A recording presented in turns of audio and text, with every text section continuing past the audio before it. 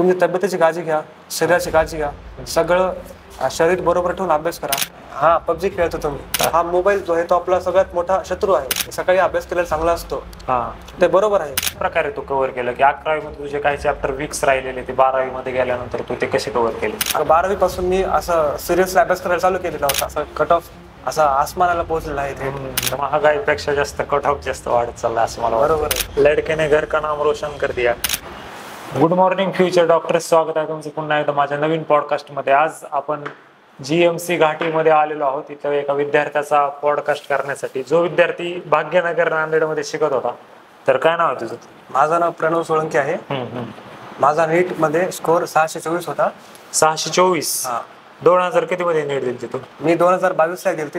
तो माझा first attempt होता. फर्स्ट अटेम्प्ट मध्येच तू क्वालिफाय झाला का? नाही, एक रिपीट आहे माझं. फर्स्ट अटेम्प्टला किती होते? फर्स्ट अटेम्प्टला मला 546 मार्क होते. पण त्यावेळेस कट ऑफ जो होता तो 560 होता. थोडक्यात म्हणजे असं गेलता माझा. तरी तू 2022 मध्ये दिले का फायनल का 23 मध्ये दिले. त्यावेळेस तरी वाचला, नाहीतर 624 मध्ये तुला भेटलं नसतं कॉलेज. काहीच नाही. आता यावर्षी आपण बघितलंच आहे त्याचा कट ऑफ असा आसमानाला पोहोचलेला आहे. कट ऑफ असा वाढत चाललाय, महागाईपेक्षा जास्त कट ऑफ जास्त वाढत चाललाय असं मला वाटतं. बरोबर आहे. तुझा बॅकग्राऊंड काय, नीटची जर्नी कशी राहिली तुझी? आमच्या व्ह्युअर्सला जरा सांगतो. मी बघा, ज्या वेळेस मी 10वीची एक्झाम दिली होती, आमची एक्झाम झाली 18 तारखेला आणि 24 पासून लॉकडाऊन पडलेलं होतं. तर मी तेव्हाच ठरवलं होतं की आपल्याला नीट द्यायची आहे म्हणून. पण लॉकडाऊनमुळे काही आपल्याला ट्युशनला जाता येत नव्हतं. तेव्हा आम्ही ऑनलाईन क्लासेस लावले होते. पण ऑनलाईन क्लासमध्ये आपल्याला माहितीच आहे जरा अभ्यास करणं कठीण असते. त्याच्यामुळे 11वीत जरा माझा बरोबर अभ्यास झालेला नव्हता. पण मग 12वी पासून मी असं सिरियसली अभ्यास करायला चालू केलेला होता. 12वी ऑफलाईन मध्ये झाली? 12वी ऑफलाईन झाली होती माझी. पण 11वी पूर्ण लॉकडाऊन मध्ये गेलेली होती. मग 12वीला मला बऱ्याच अडचणी आल्या, कारण 11वी आणि 12वी हे दोन्ही म्हणजे काय म्हणतो त्याला आपण कॉन्टॅक्ट मध्ये असतात. जर 11वी जर समजले नाही तर 12वी कनेक्टेड असते. 11वी जर आपण नाही समजू शकलो तर 12वी समजलं थोडंफार अवघड जातं आपल्याला. म्हणजे 11वी मध्ये जर काही चॅप्टर वीक्स राहिले तर 12वी मध्ये अडचण येऊ शकते. असं. तर मग ह्याला कशा प्रकारे तू कव्हर केलं की 11वी मध्ये तुझे काही चॅप्टर वीक्स राहिलेले ते 12वी मध्ये गेल्यानंतर तू ते कसे कव्हर केले? आता 11वी मध्ये तसं ते चॅप्टर कव्हर करणं थोडं कठीण असते. पण आमच्या क्लासेसमध्ये रिव्हिजन क्लास घेत होते. Revision class? मग रिव्हिजन क्लासमध्ये जाऊन ते टॉपिक त्याच दिवशी आम्ही कम्प्लीट करायचो. म्हणजे 12th plus 11th revision? Mostly प्रत्येक क्लासमध्ये असं करतेच, कारण विद्यार्थ्यांचं नुकसान होऊ नये त्यामुळे. तर तू सेल्फ स्टडी कशा प्रकारे करत होता? किती वेळ करत होता? सेल्फ स्टडी मी ट्युशन नंतर 4 ते 5 तास करायचो 12वी मध्ये. पण मला वाटत नाही की तेवढी आज सफिशियंट आहे म्हणून. आज जर अभ्यास वाढवायची गरज आहे प्रत्येक मुलाला, जो पण नीट द्यायचा इच्छुक आहे तो. कारण कट ऑफ तसंच वाढत आहे. कट ऑफ इतका वाढत चाललाय विद्यार्थी मित्रांनो. सेल्फ स्टडीचे आवर्स जर तुम्ही वाढवले नाहीत तर मे बी MBBS ला तुमचं सिलेक्शन नाही होऊ शकत असंच. तर काय ऍडवाइस देशील नीट ऍस्पिरंट्सला? अभ्यास कशा प्रकारे केला तू? मी सांगेल, फिजिक्सला का नाही, तुम्ही जे सर पण शिकवत असेल तुम्हाला त्या सरांची नोटबुक अगोदर वाचत जा. तुमचे कॉन्सेप्ट क्लिअर करत जा. क्लासमध्ये ज्या दिवशी जे टॉपिक शिकवलाय त्या दिवशी त्या टॉपिकवर तुम्ही जाऊन क्वेश्चन सोडवा फिजिक्ससाठी.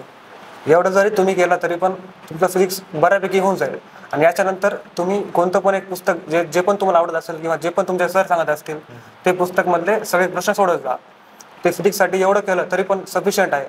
आणि जे चॅप्टर आहेत, आता रट्टा मारायचा आपण चॅप्टर म्हणू शकतो मॉडर्न फिजिक्स मध्ये, न्यूक्लियस झालं, ॲटम झालं, ते चॅप्टर तुम्ही NCERT वाचा. आणखी बरेच चॅप्टर जसं आहे थर्मोडायनॅमिक्स, त्याच्यामध्ये पण NCERT बेस्ड क्वेश्चन येतात. त्याची थेअरी वाचली तरी पण काय हरकत नाही.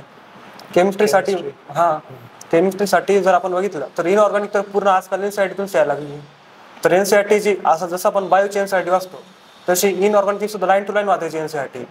आणि ऑर्गॅनिकची पण नेम्ड रिॲक्शन्स आहेत ते पण सुद्धा NCERT येतात. मग त्या रिॲक्शन सुद्धा तुम्ही NCERT वाचा असं मला वाटतंय. फिजिकलसाठी तुम्ही सरच्या नोट्स रेफर करू शकता आणि मॉड्यूल एखादं तुमच्या ट्युशनचं जे पण असेल ते एक सोडू शकता तुम्ही. कारण फिजिकल NCERT कव्हर होत नाही, पण थेअरीमध्ये म्हणजे जे थेरॉटिकल क्वेश्चन असतात नीटमध्ये ते कव्हर होतात NCERT मध्ये. त्यासाठी पण तुम्हाला आता गरजेची आहे फिजिक्स. केमिस्ट्रीसाठी पण NCERT. आणि ऑर्गॅनिकसाठी जे आपण रिॲक्शन बेस्ड क्वेश्चन असतात तर त्यासाठी मेकॅनिझम हे ते जरा समजून घेऊन त्याच्यावर क्वेश्चन सोडून प्रॅक्टिस करून ते बरोबर होऊ शकतो. आणि बायोलॉजीला आपल्याला माहितीच आहे बायोलॉजी एनसीईआरटी ते तर सांगायची एवढी काय गरज नाही बायोलॉजी असं मला वाटतं. पण एनसीईआरटी लाईन टू लाईन म्हणजे इमेज टू इमेज पण तुम्ही बघत जा, जे पण डायग्रामच्या पुस्तकामधली डायग्राम सुद्धा सोडून असं मला वाटतं. कारण ते ह्युमन हेल्थ अँड डिसीज मध्ये ते डायग्राम्स आहेत, त्याच्यामधनं क्वेश्चन आलता वाटतं 24ला का 23ला कधीतरी. एक्स्ट्रा बुक्स कुठल्या युज करत असतो आता? एक्स्ट्रा बुक्स बघा तुम्ही, मी तर ॲलेनचं मॉड्यूल जे आहे ते यूज केलं होतं मी आमच्या ट्युशनच्या व्यतिरिक्त.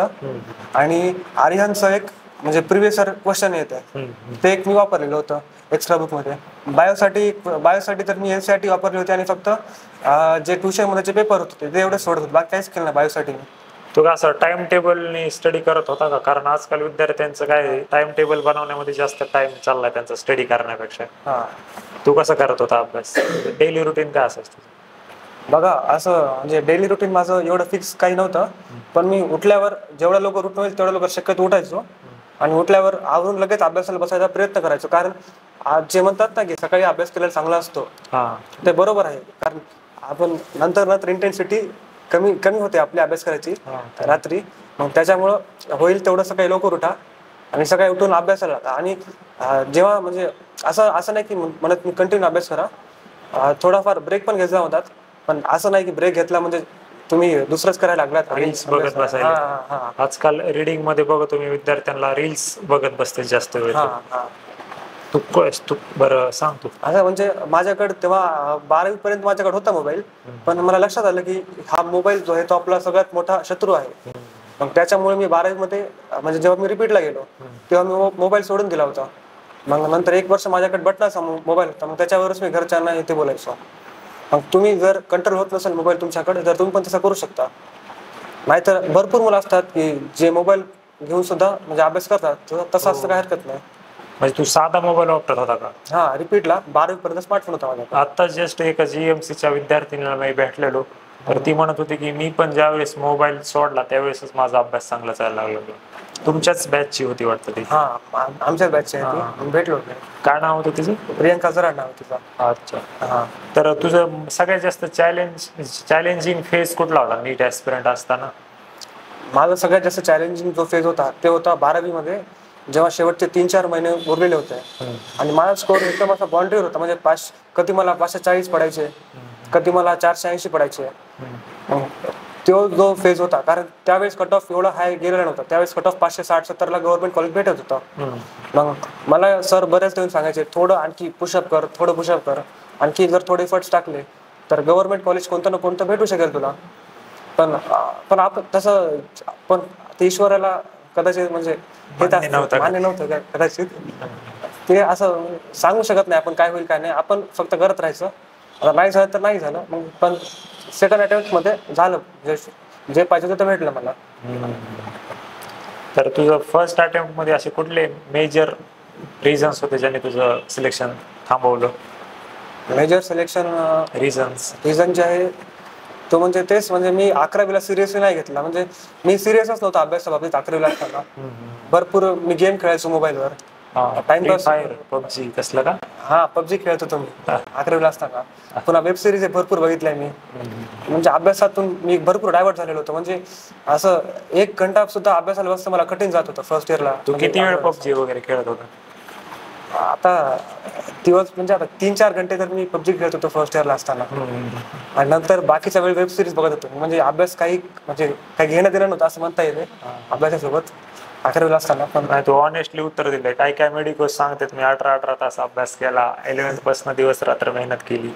पण ही रियालिटी विद्यार्थी मित्रांनो, अशी रियालिटी फक्त आपल्याच युट्यूब चॅनलवरती तुम्हाला बघायला भेटू शकते. त्यामुळे चॅनलला पण सबस्क्राईब करा. आणि तू सांग तुझं काय ऑब्स्टॅकल्स, रिझन्स काय होते? आता कसं 11वी मध्ये की आपलं वय जे असतं तेव्हा बरंच छोटं असतो आपण. म्हणजे आपल्याला समजूतपणा नसते त्या वयामध्ये. बरेच दुसऱ्या पण म्हणजे डिस्ट्रॅक्शन असतात. तर आता मग ते थोडी समजायला टाइम लागतो आपल्याला. मग त्याच्यामुळं होतं, बाकी असं विशेष काय म्हणू शकत नाही मी. नंतर मला घरच्यांनी सांगितलं असं करू नको म्हणून. मग 12वी पासून मी थोडं सिरियसली घेतला. पण असं एकदा सुटत नाही बघा. ते तुम्हाला जी सवय लागलेली आहे मोबाईलची, ती असं म्हणताल की तुम्ही असं लगेच आजपासून मोबाईल बघतो मी उद्यापासून सवय सुटेल असं होत नाही. तुम्हाला टाइम लागेल थोडासा. मग तुम्ही थोडं असं टाइम द्या स्वतःला आणि मग हळूहळू सवय सोडायचा प्रयत्न करा. थोडा टाइम लागेल, 5 महिने लागतील, 6 महिने लागतील, पण जेव्हा सुटेल तेव्हा मात्र तुमच्या एवढा म्हणजे कमबॅक करणारा मुलगा नसेल कोणता. तुम्ही तब्येतीची काळजी घ्या, शरीराची काळजी घ्या, सगळं शरीर बरोबर ठेवून अभ्यास करा. कारण अभ्यास जे आहे ते आपल्या हेल्थवर पण डिपेंड असतो. जेवढी चांगली हेल्थ असली तेवढा चांगला तुमचा स्कोर येईल. असं नाही की तुम्ही रात्र जागता, सकाळी लवकर उठता, झोप कमी घेता, असं करू नका तुम्ही. कारण भरपूर नीट ॲस्पिरंट बघितलेलं आहे तुम्ही, जे की रात्र जागून अभ्यास करतात आणि एक्झामच्या दिवशी नेमकंच त्यांचा म्हणजे काहीतरी पोटच बिघडते, लगेच आजार होतात त्यांना. तसं काही करू नका तुम्ही. सकाळी एक्सरसाइज करत जा तुम्ही. 15-20 मिनिटं वेळ असतो सगळ्यांकडे, तेवढा थोडाफार एक्सरसाइज करायची. मग ॲक्टिव्ह जर राहिला तुम्ही तर अभ्यास पण तुम्हाला चांगला होईल. म्हणजे योगा बिगा करत जा जर जमला तर. तुझ्या त्या दिवसाचा एक्सपिरियन्स कसा होता ज्या दिवशी तुझ्या घरच्यांना समजलं की आता आमचा मुलगा MBBS बनणार आहे? घरच्यांना तर आनंदच होणार, आता हे तर साहजिक आहे. ते आता म्हणजे वातावरण कसं होतं त्या दिवशी? वातावरण एकदम असे आनंदी वातावरण होते, सगळ्यांचे हसके चेहरे होते सगळ्यांचे.